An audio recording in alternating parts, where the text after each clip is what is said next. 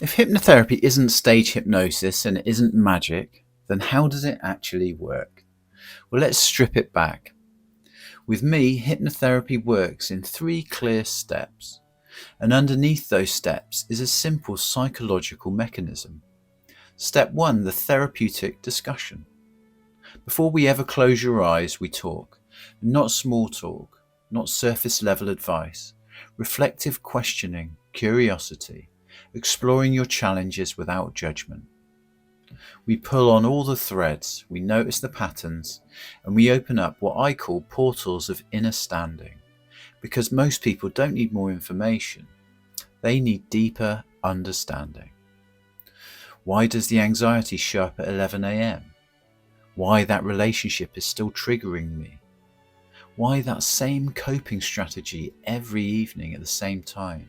And in conversation we begin mapping the pattern consciously, and that alone can create movement, but insight is only the beginning. Step 2, the hypnosis. This is the part most people are curious about. A 15 to 20 minute guided journey that's designed to guide you into a deeper state of relaxation, because relaxation changes how your mind functions. So as your body relaxes, your thinking mind softens. The part that analyzes and critiques, conscious critical faculty, loosens its grip over the subconscious. It does not switch off, it simply stops dominating the game. And that shift matters, because your habits, emotional reactions and behavioral patterns do not live in the conscious mind, they live in the subconscious. So when the conscious critical faculty relaxes, the subconscious becomes more open and more receptive, and more willing to update. So this is where the real work happens, and we begin reframing the negative patterns that brought you to therapy in the first place, not by forcing them away, but by understanding them. If you overthink, we explore what that part is trying to avoid or protect. If you panic, we update the alarm system. And if you default to old behaviour, we introduce a more favourable response through imagery, through metaphor, through emotionally felt experience. Because the subconscious responds to feeling far more powerfully than logic alone. We're not arguing with the mind, we're giving it a new story. And when the subconscious accepts that new framing, behaviour begins to shift naturally.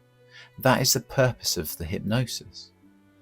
Then step 3, the reflective homework. This is the part people underestimate, because there's no guarantees in therapy. The results depend on your input and motivation. Not just showing up, but completing the reflective homework, listening to the audios that I give you, practicing the anchors that we set, journaling the insights, and noticing when the old patterns try to return. This is where repetition comes in. Hypnotherapy is not a magic wand. It's reinforcement. New pathways laid down over time. Just like going to the gym once will not change your body. One session will not rewire years of conditioning and bad habits. But repeated exposure to calm, repeated rehearsal of new responses, and repeated strengthening of identity will. So how does hypnotherapy actually work?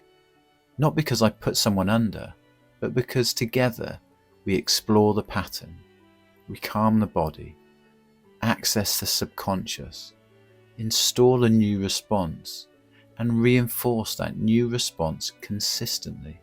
It's not magic, it's a process, and used properly, it's one of the most efficient tools that we have for behavioural and emotional change.